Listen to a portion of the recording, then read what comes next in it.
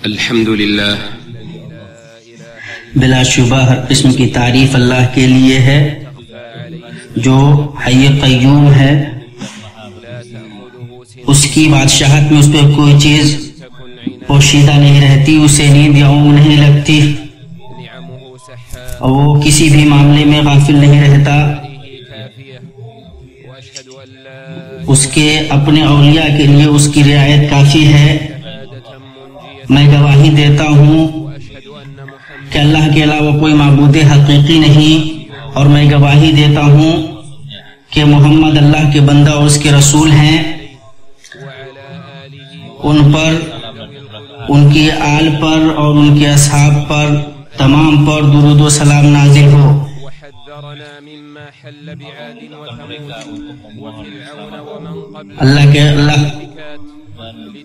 اللہ تبارک و تعالیٰ نے اور نبی صلی اللہ علیہ وسلم نے ہمیں سکھایا ہے کہ ہم اس سے عافیت مانگیں. اما بعد، لوگوں میں تمہیں اور خود کو تقوی کی وصیت کرتا ہوں. اللہ کا فرمان ہے، ترجمہ ایمان والو، اللہ تعالیٰ سے اتنا ڈرو جتنا اس سے ڈرنا چاہیے، اور دیکھو مرتے دم تک مسلمان ہی رہنا. عمل میں کوششیں کرو، اگر کمزوری تمہیں کوتاہ کرے تو نافرمانیوں سے رکو. دنیا جو گزر چکی وہ خواب ہے، اور جو باقی ہے وہ آرزویں ہیں. میں کسی برائی کو نہیں دیکھتا کہ وہ اللہ کے عفو و کرم سے بڑی ہو، اس لیے تم میں سے کسی کو بھی نا امید نہیں ہونا چاہیے. بس اوقات اللہ چھوٹے گناہ پر بھی پکڑ لیتا ہے، اس لیے بے فکر نہ ہو جاؤ. امید خوف کے بیچ رہو. جب کوئی نیکی کرو تو اس پر خوش ہو جاؤ اور اسے کم سمجھو، اس لیے کہ جب تم اسے کم سمجھو گے تو اور زیادہ نیکی کرو گے، اور جب خوش ہوگے تو پھر اس سے نیکی کرو گے. اللہ کا فرمان ہے، ترجمہ، اور جو نیک اعمال کرے اور ایمان والا بھی ہو تو نہ اسے بے انصافی کا کھٹکا ہوگا نہ حق تلفی کا.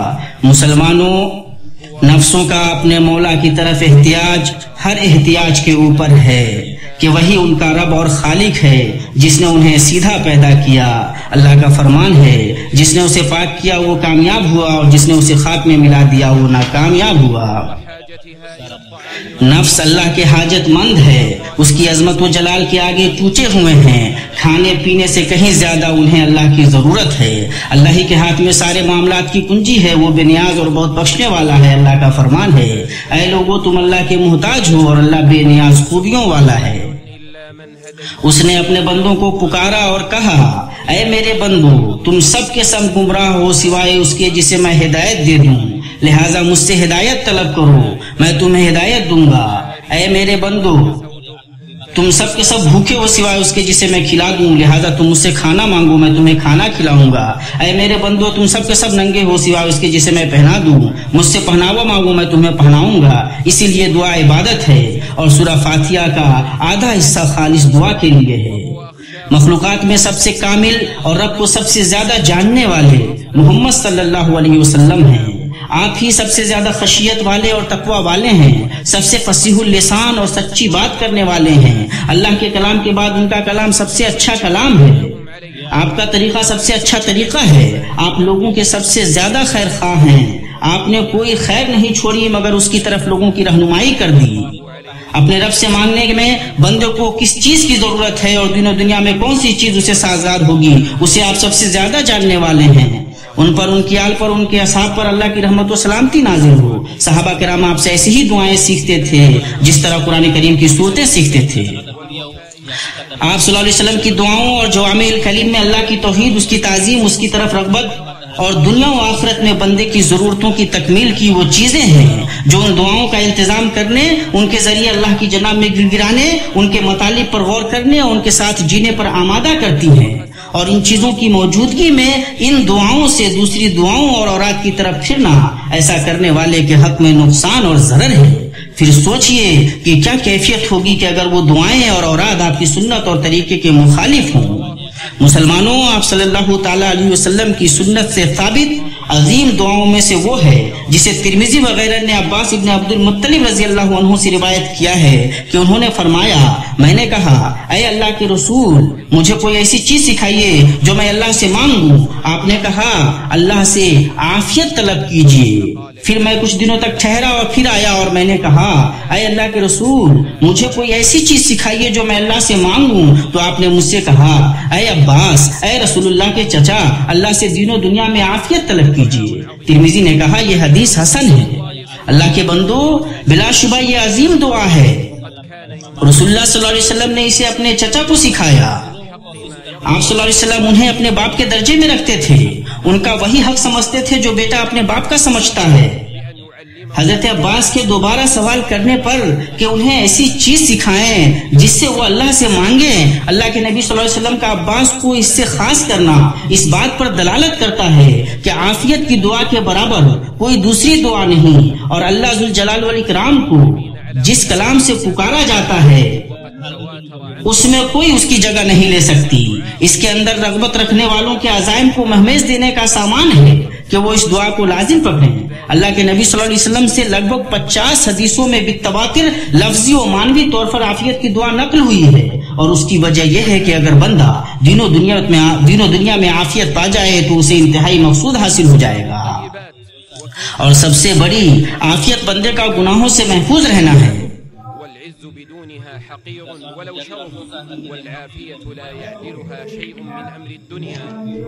اور عافیت کے برابر کوئی چیز یقین اور ایمان کے بعد نہیں.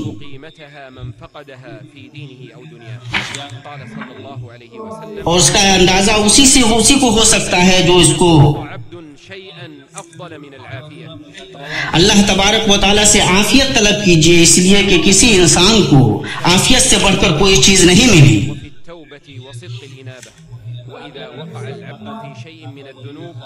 اور سب سے بڑی عافیت بندے کا گناہوں سے محفوظ رہنا ہے. توبہ اور سچی انابت اللہ کے ساتھ محفوظ ہونا ہے. اور جب بندہ کسی گناہ میں پڑ جائے تو اسے چھپا رہنے دے کہ اللہ نے چھپا رہنے دیا. اور حدیث کے اندر ہے میری تمام امت معاف کی جائے گی سوائے گناہوں کا اعلان کرنے والوں کے. اور جس نے گناہوں کو کھلم کھلا بیان کیا اور فسق کا اعلان کیا وہ یقینی طور پر عافیت سے محروم ہوا. اللہ کا فرمان ہے اور جب ہم کسی بستی کی ہلاکت کا ارادہ کر لیتے ہیں تو وہاں کے خوشحال لوگوں کو کچھ حکم دیتے ہیں اور وہ اس بستی میں کھلی نافرمانی کرتے ہیں تو ان پر عذاب کی بات ثابت ہو جاتی ہے، پھر ہم اسے تباہ و برباد کر دیتے ہیں. اسی لیے عافیت کا پھر جانا ان بڑی مصیبتوں میں سے تھا جن سے اللہ کے نبی صلی اللہ علیہ وسلم اللہ کی پناہ چاہتے تھے اور کہتے تھے اللہ ہم تیری نعمت کے زوال، تیری عافیت کے پھرنے، تیرے اچانک عذاب اور تیری تمام ناراضگی سے تیری پناہ چاہتے ہیں.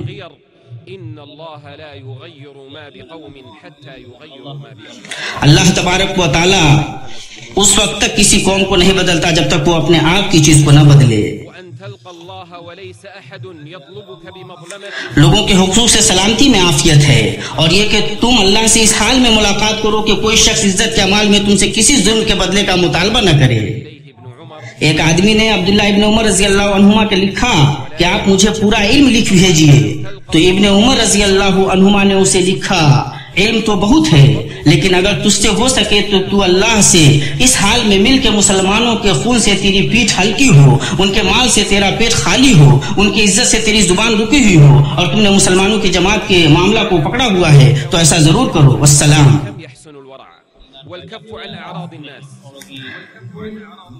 اور لوگوں کی عزت سے انسان اپنے آپ کو محفوظ رکھے،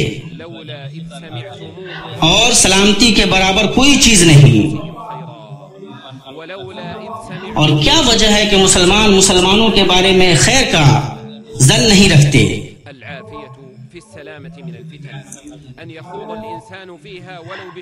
فتنوں سے محفوظ ہونے میں عافیت یہ ہے کہ انسان فتنوں کے اندر آدھے کلمے سے صحیح داخل نہ ہو، بعد اس کے کہ اللہ نے اسے نجات دے دی.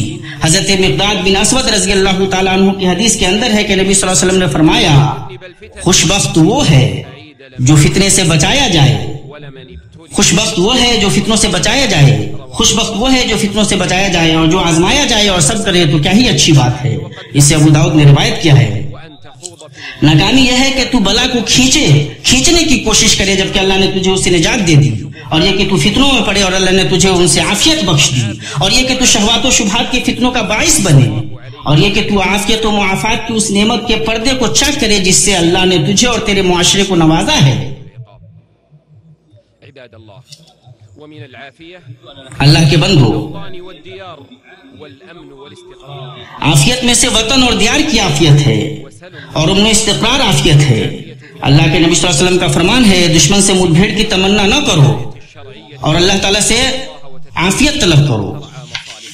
عافیت دلوں کے اتحاد، کلمے کی وحدت اور اس شرعی ولایت میں ہے جس میں اللہ تعالیٰ سے تو ڈرتا ہے، اس کا تقوی اختیار کرتا ہے اور لوگوں کی مصلحتوں کا خیال رکھتا ہے۔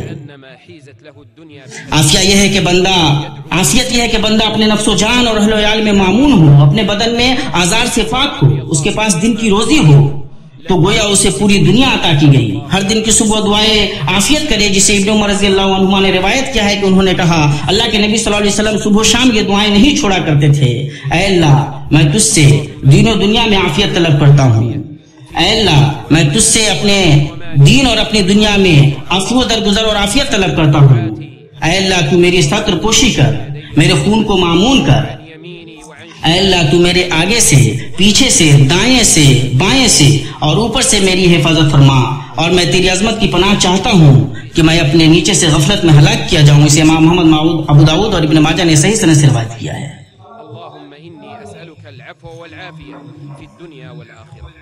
اے اللہ ہم تجھ سے عفو عافیت دین و دنیا میں چاہتے ہیں۔ زیاد بن ابی سفیان نے ایک دن اپنے بعض ہم نشینوں سے کہا سب سے نعمت بھری زندگی کس کی ہے؟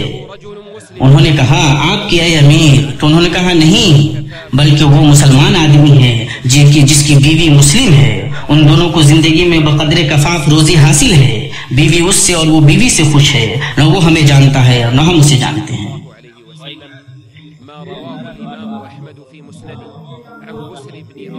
مسلمانوں اللہ کے نبی صلی اللہ علیہ وسلم کی عظیم دعاؤں میں سے وہ دعا ہے جسے امام محمد نے اپنے مسند میں بس بن عطات رضی اللہ تعالیٰ عنہ سے روایت کیا ہے کہ رسول اکرم صلی اللہ علیہ وسلم دعا کیا کرتے تھے، اللہم احسن عاقبتنا فی الامور کلہا واجرنا من خزی الدنیا وعذاب الاخرہ۔ اے اللہ تمام معاملات میں ہمارے انجام کو بہتر کر، دنیا کی رسوائی اور آخرت کے عذاب سے ہمیں بچا۔ ابن کثیر اپنی تفسیر میں کہتے ہیں کہ یہ حدیث حسن ہے اور اس دعا کے اندر عجز کا اقرار اور معاملات کو اللہ کے سپرد کرنے کا عمل پایا جاتا ہے، اس لیے کہ اللہ ہی جانتا ہے اور ہم نہیں جانتے، وہ قدرت رکھتا ہے اور ہم نہیں رکھتے، وہی علام الغیوب ہے۔ بندہ شب و روز ایسے معاملات میں پڑتا ہے جن کے انجام کے بارے میں نہیں جانتا، وہ اپنے دین و دنیا کے بہت سے معاملات شروع کرتا ہے اور اسے ان کے اختتام کے بارے میں معلوم نہیں ہوتا، اس لیے اللہ سے دعا کرنی چاہیے کہ اس کے تمام معاملات میں حسن عاقبت سے نوازے، اس لیے کہ بسا اوقات وہ چیز خوش کرے گی اسے جس سے وہ ڈر رہا تھا، اور بسا اوقات جس چیز کی امید رکھتا تھا اسے ناگوار گزرے گی، اور جب اللہ اس کی عاقبت کو بہتر کر دے تو دنیا میں کامیابی و توفیق اس کا حلیف ہوگی اور آخرت میں کامیابی اسے نصیب ہوگی۔ اللہ اسے دنیا کی رسوائی اور آخرت کے عذاب سے بچائے گا۔ اس لیے امت کو بھی جو مصیبت پہنچے اور جو بھی حادثہ یا پریشانی لاحق ہو اس پر یہ دعا کی جانی چاہیے کہ اللہ اس کے معاملات کی عاقبت اور واقعات کے انجام کو درست کرے، اور اسی میں فتنوں کے وقت دین پر ثبات قدمی، فتنوں اور گمراہی سے سلامتی کی دعا ہے۔ اللہ کا فرمان ہے ترجمہ ہے ہمارے رب ہمیں ہدایت دینے کے بعد ہمارے دل ٹیڑھے نہ کر دے اور ہمیں اپنے پاس سے رحمت عطا فرما، یقیناً تو ہی بہت بڑی عطا دینے والا ہے۔ اے اللہ تو ہمیں دین و دنیا کی رسوائی سے بچا دے۔ اللہ مجھے اور آپ کو قرآن و سنت میں برکت سے نوازے، ان میں موجود آیات و حکمت سے ہمیں فائدہ پہنچائے۔ میں اپنی یہ بات کہتا ہوں اور اپنے لیے اور آپ کے لیے اللہ تعالیٰ سے مغفرت طلب کرتا ہوں۔ اللہ کی تعریف اللہ کے احسان پر اور ہر طرح کا شکر اس کی توفیق و فضل پر۔ اللہ کا اقرار، اس کی وحدانیت اور اس کی عظمت شان بیان کرتے ہوئے میں گواہی دیتا ہوں کہ اللہ کے سوا کوئی معبود برحق نہیں، وہ ایک ہے، اس کا کوئی شریک نہیں، اور میں گواہی دیتا ہوں کہ محمد اللہ اس کے بندہ اور اس کی رضا کی طرف بلانے والے رسول ہیں۔ اللہ کی ان پر، ان کے آل و اولاد پر، ان کے تمام صحابہ و برکت نازل، رحمت و برکت نازل ہو۔ اما بعد مسلمانوں، اللہ کے نبی صلی اللہ علیہ وسلم کی عظیم دعاؤں میں سے وہ دعا ہے جسے امام مسلم نے اپنی صحیح میں ابو ہریرہ رضی اللہ تعالیٰ عنہ سے روایت کیا ہے کہ انہوں نے کہا کہ اللہ کے نبی صلی اللہ علیہ وسلم کہا کرتے تھے، اے اللہ تو میرے لیے میرے دین کو درست کر جس میں میرے معاملے کی حفاظت ہے، اور تو میرے لیے میری دنیا کو درست کر جس میں میری معاش ہے، اور میرے لیے میری آخرت کو درست کر جس میں مجھے لوٹ کر جانا ہے، اور زندگی کو میرے لیے ہر خیر میں اضافے کا باعث بنا، اور موت کو میرے لیے ہر شر سے راحت کا ذریعہ بنا۔ 5 بابرکت اور پاکیزہ دعائیں ہیں جو انسان کے تمام معاملات کی درستگی کو سموئے ہوئی ہیں، اور وہ یوں کہ اگر دنیا کی درستگی کے ساتھ دین کی درستگی نہ ہو تو وہ درستگی نہیں ہے، اور ایسی تعمیر فائدہ نہیں پہنچا سکتی جو اقدار کو ڈھائے، اور دنیا تو بس دین کے قائم کرنے کا ذریعہ ہے، جیسا کہ دین کی درستگی، دنیا کی درستگی اور لوگوں کی معیشتوں کی استقامت کے بغیر ناقص درستگی ہے۔ مکمل درستگی یہ ہے کہ اللہ بندہ کے دین و دنیا دونوں کو درست کر دے، اس کے دین کو جس میں اس کے معاملے کی حفاظت ہے، اور اس کی دنیا کو جس میں اس کی معاش ہے، اور اس کی درستگی کو اس کی آخرت میں مکمل کرے جس میں اسے لوٹ کر جانا ہے، اور یوں اسے جنت سے سرفرازی ملے اور جہنم سے نجات۔ اللہ کا فرمان ہے ترجمہ، پر جو شخص آگ سے ہٹا دیا جائے اور جنت میں داخل کر دیا جائے بے شک وہ کامیاب ہوا، اور دنیا کی زندگی تو صرف دھوکے کی جن سے ہے۔ اسی سے دین و دنیا کی درستگی کے وسائل کے حصول کی کوششوں کے وجوب کا پتہ چلتا ہے، اور ہر اس وسیلے کی حرمت کا جو دین و دنیا کی خرابی کا موجب ہو، اس لیے کہ بلا شبہ دین و دنیا سے متعلق اسلام کا نظریہ عدل و میزان پر قائم ہے۔ اس کی مثال اللہ کا یہ قول ہے ترجمہ، ہم نے اسی طرح تمہیں عادل امت بنایا ہے۔ اسلام میں ربانیت یعنی ترک دنیا نہیں، اسلام میں دین و دنیا سے، اسلام دین و دنیا سے عبارت ہے۔ یہ مسجد اور بازار اور مصحف اور کھیت سے عبارت ہے۔ اللہ کا فرمان ہے ترجمہ خدا، جس نے تمہارے لیے زمین کو پست و مٹی کر دیا تاکہ تم اس کی راہوں میں چلتے پھرو، اللہ کی روزیاں کھاؤ پیو، اسی طرح تمہیں جی کر اٹھ کھڑا ہونا ہے۔ پھر جب نماز پڑھ چکو تو زمین میں پھیل جاؤ اور اللہ کا فضل تلاش کرو، اور بکثرت اللہ کا ذکر کیا کرو تاکہ تم فلاح پاؤ۔ اللہ کے بندو، عظیم دعاؤں میں سے وہ ہے جسے امام احمد نے اپنی مسند میں شداد بن اوس رضی اللہ تعالیٰ عنہ کی حدیث سے روایت کیا ہے کہ انہوں نے کہا، میں نے رسول اکرم صلی اللہ علیہ وسلم کو کہتے ہوئے سنا، جب لوگ سونا چاندی کا خزانہ جمع کریں تو تم ان کلمات کا خزانہ جمع کرو، اے اللہ میں تم سے معاملے پر ثابت قدمی اور ہدایت پر عزیمت مانگتا ہوں، اور تجھ سے تیری نعمت پر توفیق شکر مانگتا ہوں، تجھ سے تیری حسن عبادت مانگتا ہوں، اور تجھ سے محفوظ دل مانگتا ہوں، اور تجھ سے سچی زبان مانگتا ہوں، اور وہ خیر مانگتا ہوں تو جو جانتا ہے، اور اس شر سے پناہ مانگتا ہوں جسے تو جانتا ہے، اور اس گناہ سے تیری مغفرت طلب کرتا ہوں جو تو جانتا ہے۔ بلا شبہ تو غیب کا بہت جاننے والا ہے۔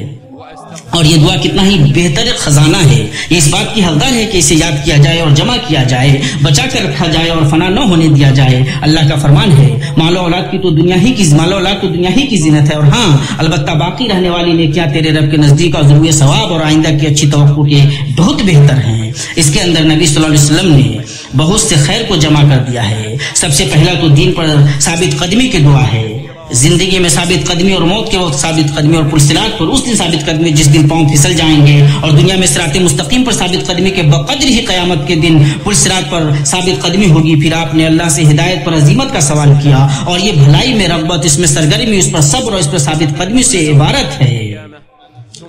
اور جو کوئی شخص حق سے پھرنے اور بھلائی میں کم ہمتی کو بکثرت دیکھے گا وہ جان لے گا کہ اس دعا کی کس قدر ضرورت ہے۔ یہ باتیں رہیں، اور آپ درود و سلام بھیجیے اس پر جس پر درود و سلام بھیجنے کا اللہ جل وعلا آپ کو حکم دیا ہے۔ اللہ کا فرمان ہے اللہ اور اس کے فرشتے اس نبی پر رحمت بھیجتے ہیں۔ اے ایمان والو تم بھی ان پر درود بھیجو اور خوب سلامتی بھیجتے رہا کرو۔ اے اللہ رحمت و برکت نازل کر اپنے بندہ اور رسول محمد، ان کی پاکیزہ نیک آل و اولاد اور بابرکت روشن صحابہ کرام پر، اور جو قیامت تک درست طریقے سے ان کی پریم کریں ان پر۔ اے اللہ اسلام اور مسلمانوں کو غلبہ عطا کر، سرکشوں، ملحدوں اور مفسدوں کو ناکام و رسوا کر۔ اے اللہ تو اپنے دین، اپنی کتاب، اپنے نبی کی سنت اور اپنے مومن بندوں کی مدد کر۔ اے اللہ اس امت کے لیے ہدایت کا معاملہ طے کر جس میں تیرے اطاعت گزار بندے غلبہ سے سرفراز ہوں، اور نافرمان بندوں کو ہدایت نصیب ہو، جس میں بھلائی کا حکم دیا جائے اور برائی سے روکا جائے رب العالمین۔ اے اللہ جو اسلام، مسلمانوں، ان کے دین اور ان کے وطنوں کا برا چاہے اس کو اس کے نفس میں الجھا دے، اس کی سازش کو اسی پر لوٹا دے، اور بری مصیبت اسی پر مقرر کر دے اے رب العالمین۔ اے اللہ فلسطین میں اور ہر جگہ اللہ تیری راہ میں جہاد کرنے والوں کی مدد فرما۔ اے اللہ ان کے محاصرہ کو توڑ دے، ان کے حالات درست کر دے، اور ان کے دشمن کو زیر کر۔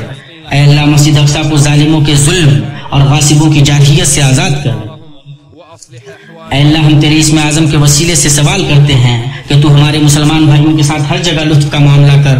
اے اللہ یمن، شام، عراق، فلسطین اور ہر جگہ تو ان کے لیے ہو جا۔ اے اللہ ان پر لطف و کرم اور ان کی مصیبت کو دور کر، انہیں جلد کشادگی سے نواز۔ اے اللہ ان کے حالات درست فرما، انہیں ہدایت پر جمع کر دے، اور شرپسندوں کے مقابلے ان کے لیے کافی ہو جا۔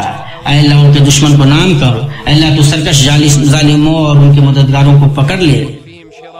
اے اللہ تو سرکش ظالموں اور ان کے مددگاروں کو پکڑ لے، اس لیے کہ وہ تجھے عاجز نہیں کر سکتے۔ اے قوی و عزیز، ऐ अल्लाह तू हमारे हुक्मरान हरमैन शरीफैन के खादिम को उस काम की तौफीक दे जो तुझे पसंद हो और जो तू जिससे राजी हो। ऐ अल्लाह उन्हें तक़वा और भलाई की राह पर चला। ऐ अल्लाह उन्हें उनके दोनों नायबैन को उनके आवान अंसार को उसकी तौफीक दे जिसमें मुल्कों और बंदों की भलाई हो।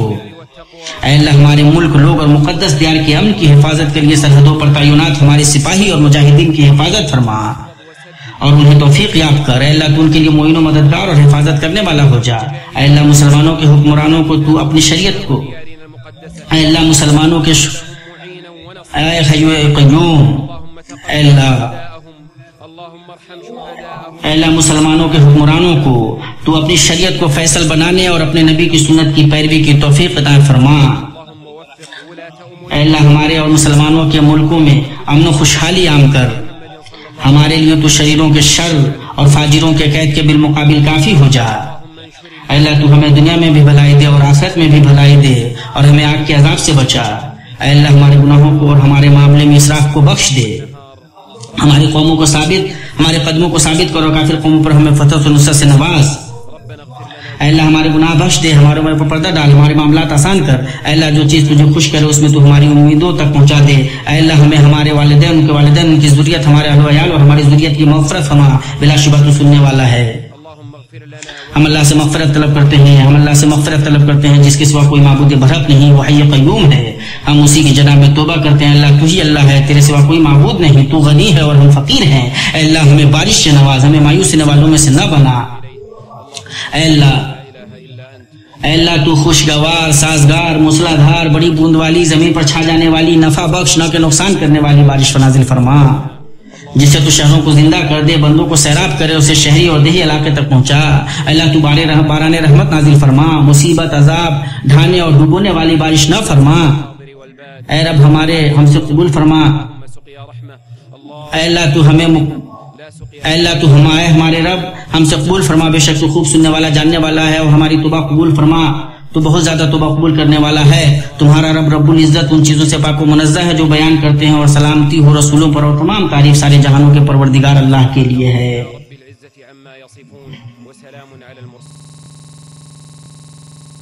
फ़क़ाल अज़्ज़ मिन क़ाइल इन्न अल्लाह व मलाइकतहु युसल्लून अलैन नबी या अय्युहल्लज़ीन आमनू सल्लू अलैहि व सल्लिमू तस्लीमा। अल्लाहुम्मा सल्लि व सल्लिम व बारिक अला अब्दिका व रसूलिका मुहम्मद व अला आलिहि अत्तय्यिबीन अत्ताहिरीन व सहाबतिहि अल-गुर्रिल मयामीन व मन तबिअहुम बि इहसान इला यौमिद्दीन। اللهم أعز الإسلام والمسلمين واخذل الطغاة والملاحدة والمفسدين. اللهم انصر دينك وكتابك وسنة نبيك وعبادك المؤمنين. اللهم أبرم لهذه الأمة أمر رشد يعز فيه أهل طاعتك ويهدى فيه أهل معصيتك ويؤمر فيه بالمعروف وينهى عن المنكر يا رب العالمين. اللهم من أراد الإسلام والمسلمين ودينهم وديارهم بسوء فأشغله بنفسه ورد كيده في نحره واجعل دائرة السوء عليه يا رب العالمين. اللهم انصر المجاهدين في سبيلك في فلسطين وفي كل مكان يا رب العالمين. اللهم فك حصارهم وأصلح أحوالهم واكبت عدوهم. اللهم حرر المسجد الأقصى من ظلم الظالمين وعدوان المحتلين. اللهم إنا نسألك باسمك الأعظم أن تلطف بإخواننا المسلمين في كل مكان. اللهم كن لهم في فلسطين وسوريا والعراق واليمن وفي كل مكان. اللهم الطف بهم وارفع عنهم البلاء وعجل لهم بالفرج. اللهم أصلح أحوالهم واجمعهم على الهدى واكفهم شرارهم. اللهم اكبت عدوهم. اللهم عليك بالطغاة الظالمين ومن عاونهم فإنهم لا يعجزونك. اللهم عليك بالطغاة الظالمين ومن عاونهم فإنهم لا يعجزونك يا قوي يا عزيز. اللهم وفق ولي أمرنا خادم الحرمين الشريفين لما تحب وترضى وخذ به للبر والتقوى. اللهم وفقه ونائبيه وأعوانهم لما فيه صلاح العباد والبلاد. اللهم احفظ وسدد جنودنا المرابطين على ثغورنا وحدودنا والمجاهدين لحفظ أمن بلادنا وأهلنا وديارنا المقدسة. اللهم كن لهم معينا ونصيرا وحافظا. اللهم تقبل شهداءهم. اللهم ارحم شهداءهم وعاف جرحاهم وقو عزائمهم يا حي يا قيوم يا ذا الجلال والإكرام. اللهم وفق ولاة أمور المسلمين لتحكيم شرعك واتباع سنة نبيك محمد صلى الله عليه وسلم، واجعلهم رحمة على عبادك المؤمنين. اللهم انشر الأمن والرخاء في بلادنا وبلاد المسلمين، واكفنا شر الأشرار وكيد الفجار وشر طوارق الليل والنهار. ربنا آتنا في الدنيا حسنة وفي الآخرة حسنة وقنا عذاب النار. ربنا اغفر لنا ذنوبنا وإسرافنا في أمرنا وثبت أقدامنا وانصرنا على القوم الكافرين. اللهم اغفر ذنوبنا واستر عيوبنا ويسر أمورنا وبلغنا فيما يرضيك آمالنا. اللهم اغفر لنا ولوالدينا ووالديهم وذرياتهم وأزواجنا وذرياتنا إنك سميع الدعاء. نستغفر الله الذي لا إله إلا هو الحي القيوم ونتوب إليه. اللهم أنت الله لا إله إلا أنت الغني ونحن الفقراء. أنزل علينا الغيث ولا تجعلنا من القانطين. اللهم أغثنا غيثا هنيئا مريئا سحا طبقا مجللا عاما نافعا غير ضار، تحيي به البلاد وتسقي به العباد وتجعله بلاغا للحاضر والباد. اللهم سقيا رحمة لا سقيا بلاء ولا عذاب ولا هدم ولا غرق. اللهم إنا نستغفرك إنك كنت غفارا فأرسل السماء علينا مدرارا. ربنا تقبل منا إنك أنت السميع العليم، وتب علينا إنك أنت التواب الرحيم. سبحان ربنا رب العزة عما يصفون، وسلام على المرسلين، والحمد لله رب العالمين.